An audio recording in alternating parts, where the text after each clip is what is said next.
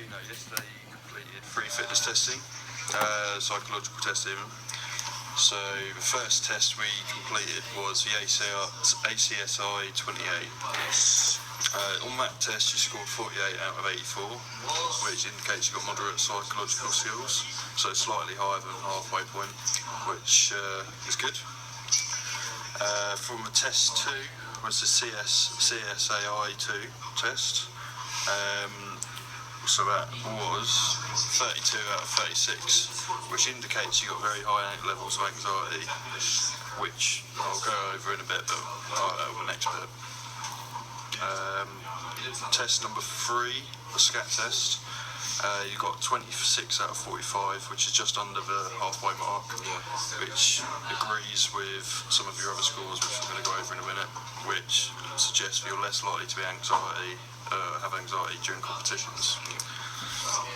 So, within the first test, you got a coping score of 11 out of 12, a coachability score 6 out of 12, a concentration 6 out of 12, confidence and achievement 5 out of 12, goal setting and mental preparation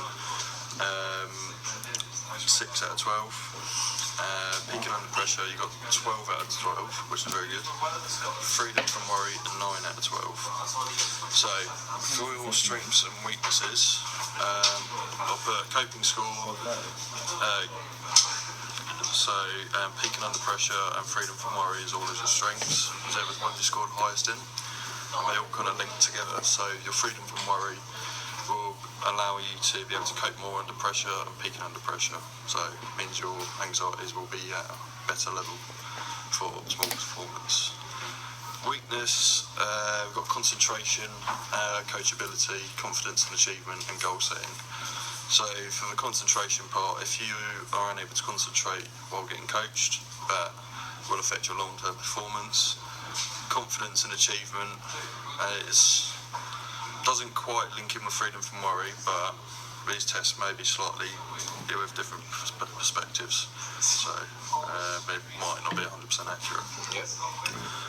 Goal setting is another weakness. I mean, it will give you a lot of direction if you have a goal, like whether you do a mesocycle, so 8 weeks or 9 weeks.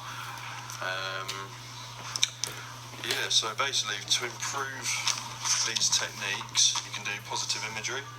So before you go to bed, if you spend 5 minutes just rehearsing what's going to go right in the game, rather than focusing on what could go wrong, when it comes down to that situation, then potentially your brain will kick in and you'll actually go for it.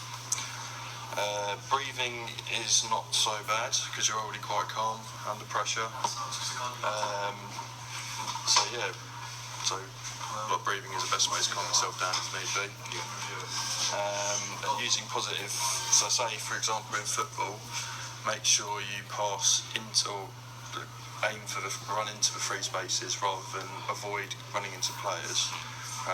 Just using like psychological terminology there. So rather than you thinking don't do this, you're going to run more into the open spaces if you use right wording.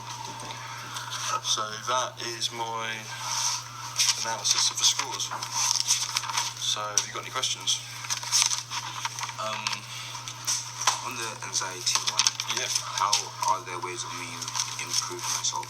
So the anxiety, what you can do is do breathing tests, or if a bit of positive imagery is going to do that. Because if you think that you can do that, like if you just keep, like if you tell yourself something enough, you're going to start to believe it.